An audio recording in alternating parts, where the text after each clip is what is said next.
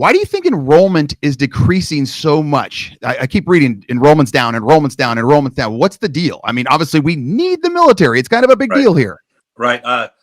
Well, I think part of it is there's kind of focus up. There's not a mission to focus on right now. We're kind of there's no big bad wolf out there. There's no Afghanistan and Iraq to I'm going there right now. There's the possibility of other things that you may or may not agree with happening. So I think that there's a little bit of that. So for your super gung-ho guys that want to just get out and go kill someone on behalf of America, there's nothing out there right now. So there's that.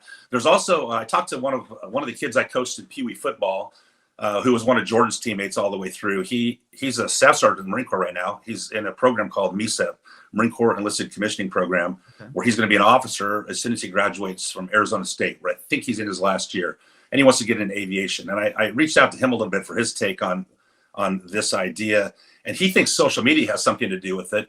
Think along the lines of a recruiting trip where you go and all the guys on the team pull you aside and go, yeah, this sucks. Don't come here. So there's a little bit of that with social media, like Yelp, for example. You might have a restaurant that you love and is a seriously good restaurant, and you go on the reviews, and the Yelp reviews are all negative reviews, right? So people don't take the time to tell you all the virtues of something that's good, but they will take the time to tell you something that's bad and why they don't like it. And obviously another problem right now is leadership is woke, and military doesn't attract woke people per se. I don't want to say everything that's happening in the military is bad, because it's not. There's obviously some virtue to it. The military has always reflected our society, and the military has always been driven by civilian leadership at the very, very top. But I think that we see a lot of careerism at the top, because the civilian leadership is pounding the desk on wokeness. You see a lot of guys trying to, at the top, I'm talking flag ranks and stars, that instead of standing up to that are agreeing with it, pushing that agenda, whether they think it's right or wrong, and they're doing that for careerism. And I think people see through that.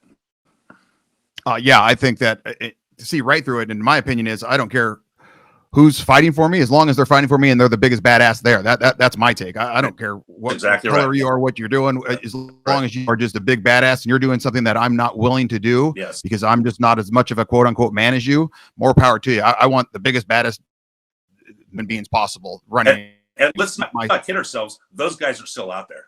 We have people in the military that are big badass wolves that are out there to protect us, whether they agree with what we think or not. They're there to defend our freedom.